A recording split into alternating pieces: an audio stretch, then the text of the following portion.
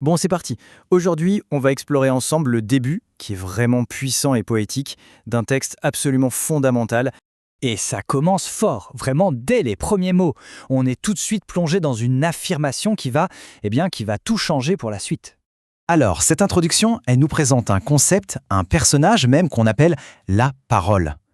La question, c'est de qui ou de quoi s'agit-il exactement? Le texte est super clair là-dessus. On nous dit que cette parole, elle a toujours existé. Elle était avec Dieu, elle était Dieu, et c'est par elle que tout a été créé. C'est quand même énorme comme affirmation. Et l'image qui suit est tout aussi forte. Le texte nous dit qu'en cette parole se trouve la vie, et que cette vie, c'est la lumière des êtres humains. Une métaphore vraiment parlante.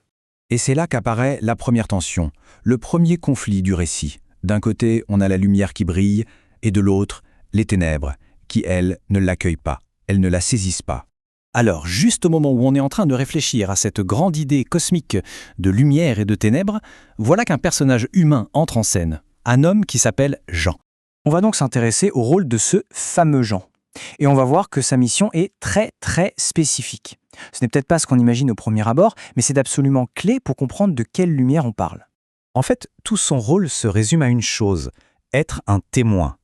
Il n'est pas la lumière, non, il est celui qui est envoyé par Dieu pour pointer vers elle, pour que tout le monde puisse croire grâce à son témoignage. Et le texte insiste vraiment sur ce point. C'est une distinction capitale. D'un côté, il y a Jean, un homme, un envoyé. De l'autre, il y a la parole, la vraie lumière qui illumine tout le monde. Jean est le témoin, pas la source de lumière. Ok, maintenant que les personnages principaux sont en place, la parole, la lumière et Jean, le témoin, on arrive au cœur du sujet. Qu'est-ce qui se passe quand cette lumière arrive concrètement dans le monde?